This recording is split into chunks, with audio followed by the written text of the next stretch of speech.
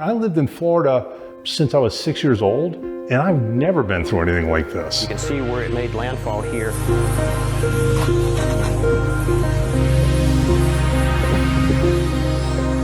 It's September again, our peak month for hurricanes, and it was last September when Hurricane Ian devastated Florida's southwest coast. Now expecting catastrophic impacts. At the time of this recording, Hurricane Idalia has slammed Florida's Big Bend area as a strong Category 3. If you've ever experienced the crushing effects of a hurricane, you can understand the immense difficulties that come with navigating the aftermath. From dealing with insurance claims to finding a temporary home and reliable contractors, not to mention the overwhelming task of cleaning up. It can seem like an insurmountable challenge, as Dan could tell you. In this episode, Dan is going to share his story with dealing with these struggles. And with a glimmer of optimism, he was eager to share a remarkable discovery he stumbled upon on social media. In his own heartfelt words, it saved the day for him, reaffirming his faith in the human spirit. That could be really helpful for someone who's just gone through a devastating hurricane and is feeling completely overwhelmed. Absolutely. David, before we delve into today's episode, shouldn't we do a quick series recap? Good idea, Bo. Go for it. In episode 1, Dan Sobien answered the question, how do I prepare my garden for a hurricane? You can prune trees, you can put in French drains, dig culverts. But we also got a Dan agriculture garden tour of his young fruit trees. Finally, I found a Barbie pink guava. And we'll see more of that garden tour today. Then in part 2, Dan gave us life-saving advice. This is extremely important. A lot of people died because they didn't understand this. Thanks, Bo. Now, where were we?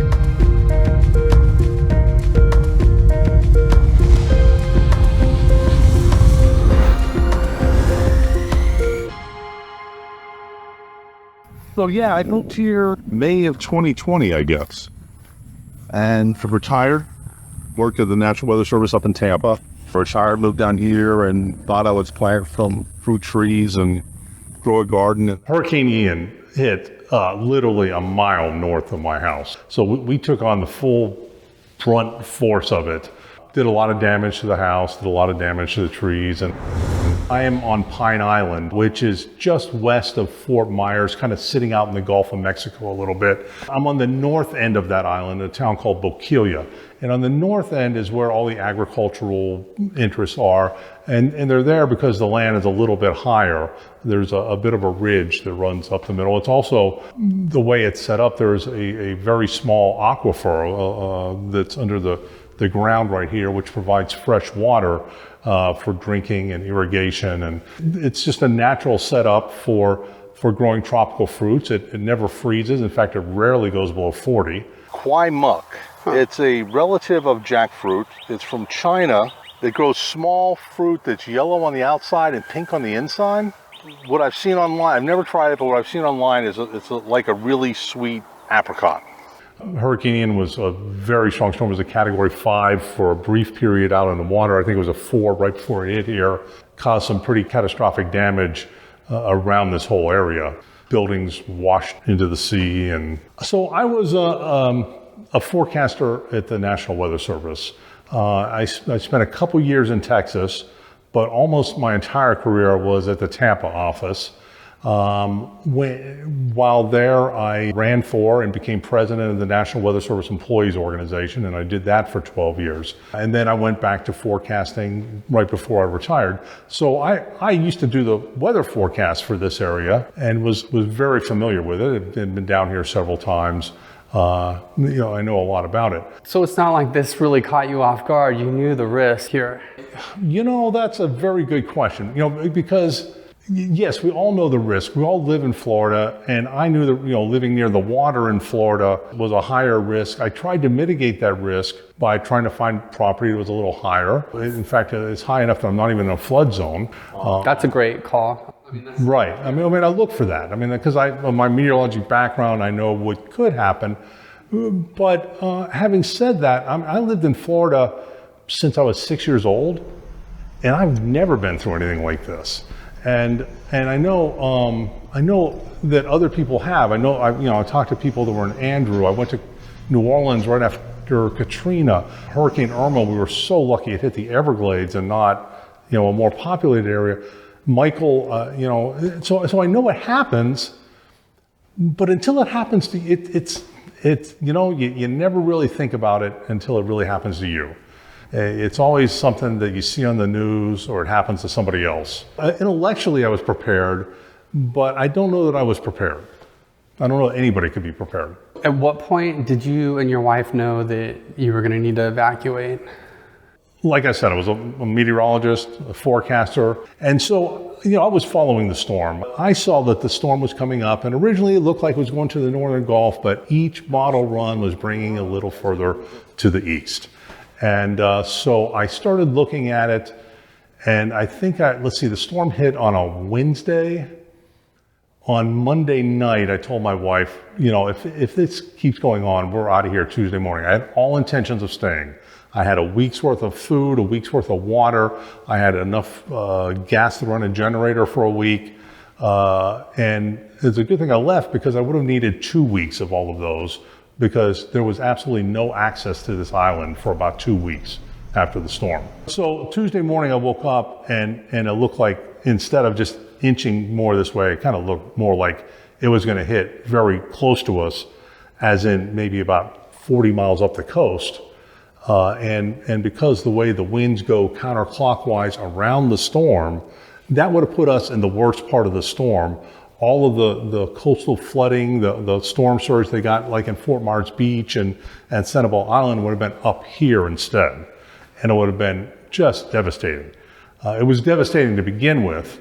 There were parts of the island up here that were covered over, but at least for me, it would have been a storm surge.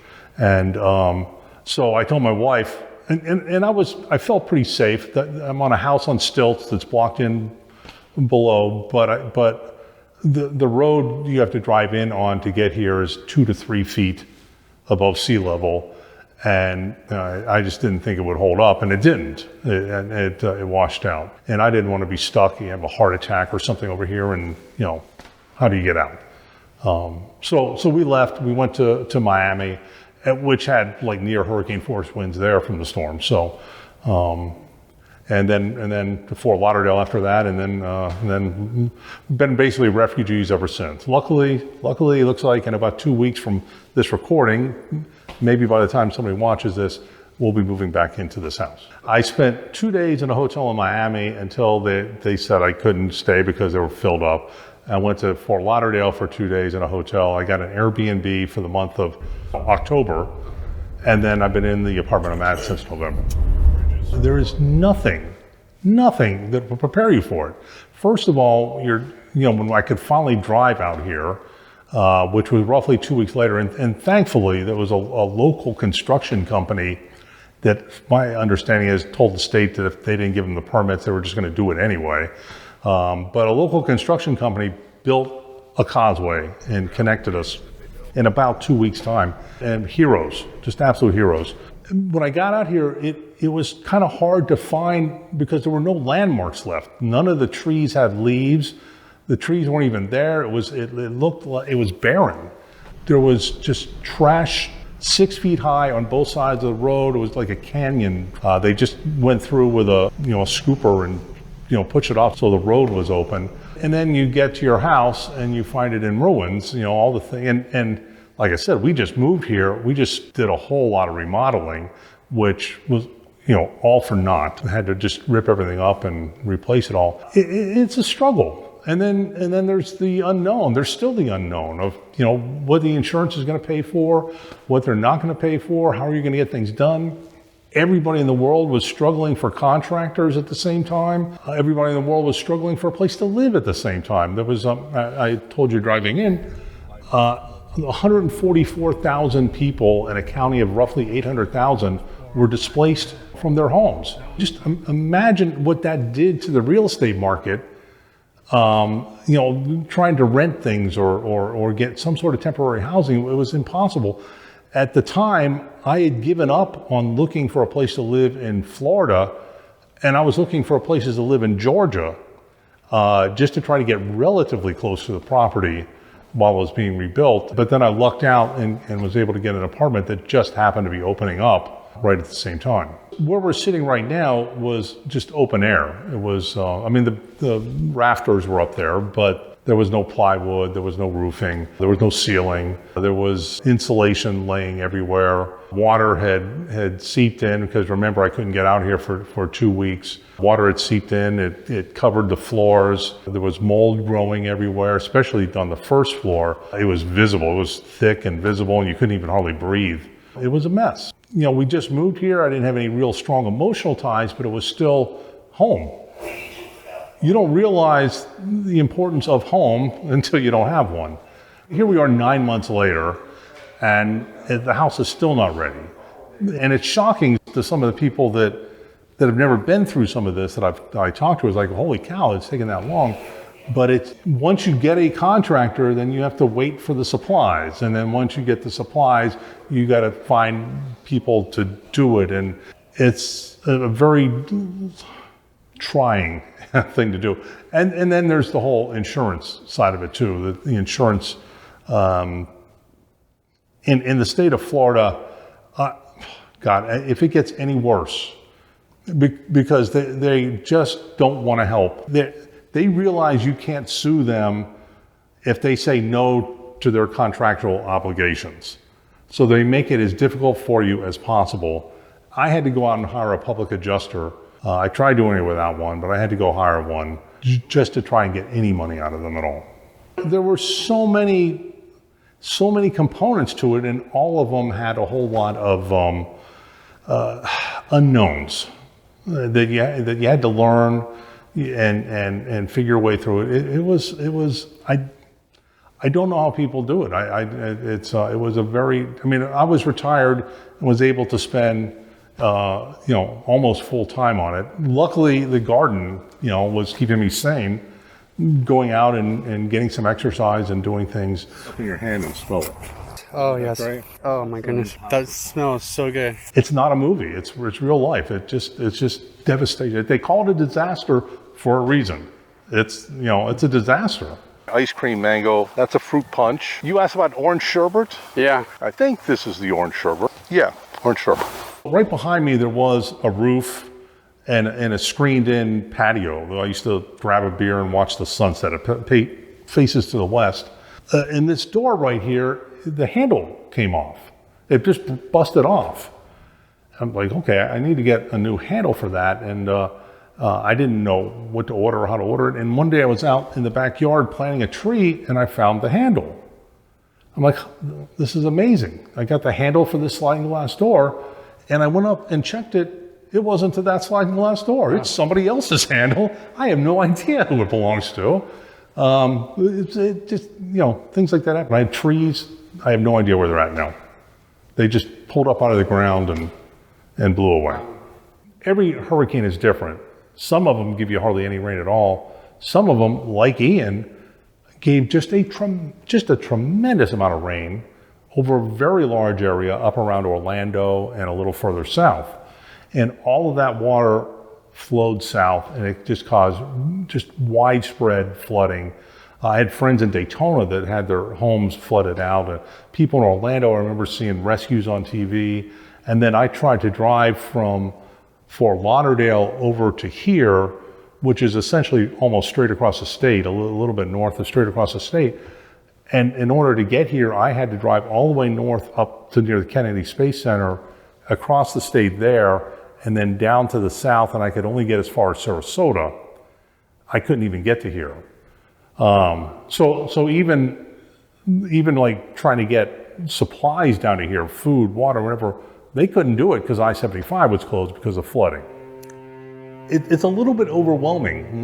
When you come back to your property, or if you stayed there and you walk outside for the first time, you see all the damage, you see everything you have to do.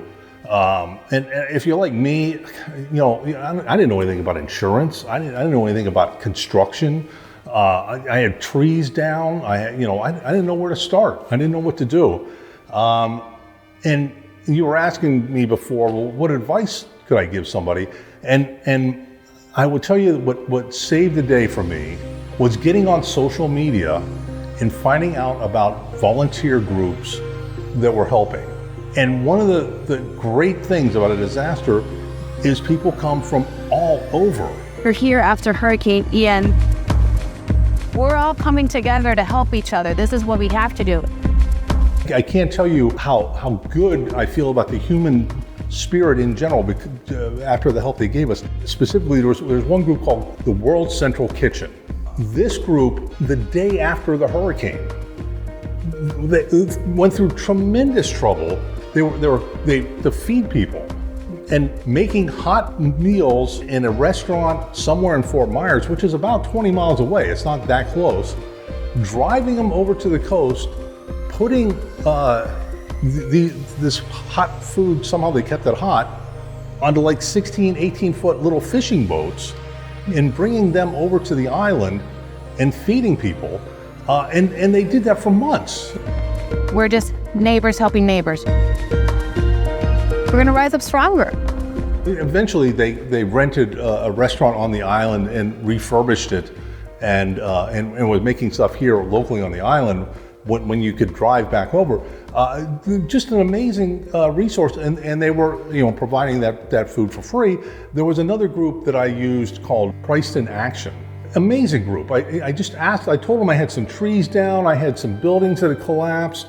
They came out with a front end loader, free of charge, on their own, cleared everything out for me. I didn't have to do a thing. They were amazing. There was another group called the Cajun Navy, and they just go around, the Christ in Action and Cajun Navy, they go around to hurricane disasters all over the country. World Central Kitchen, that's worldwide. My advice is at first you're going to be shocked. At first you're not going to know which way to turn. But my advice is to go ahead and if you have another problem is you're probably not going to have internet, but eventually they'll get cell phone tower or the temporary towers up, and you'll be able to have at least limited internet.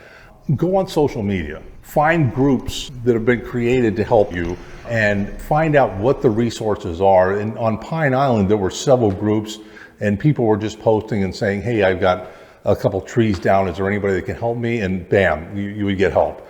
To utilize social media for the good things that it can be. The causeway they built was kind of a temporary type causeway. They were closing it often to put up new power lines, to reconstruct things. So there were a lot of times that I was just stuck on the island for a couple hours and couldn't get off. And one time I was like, well, I'm hungry. I'm going to go there and get some food.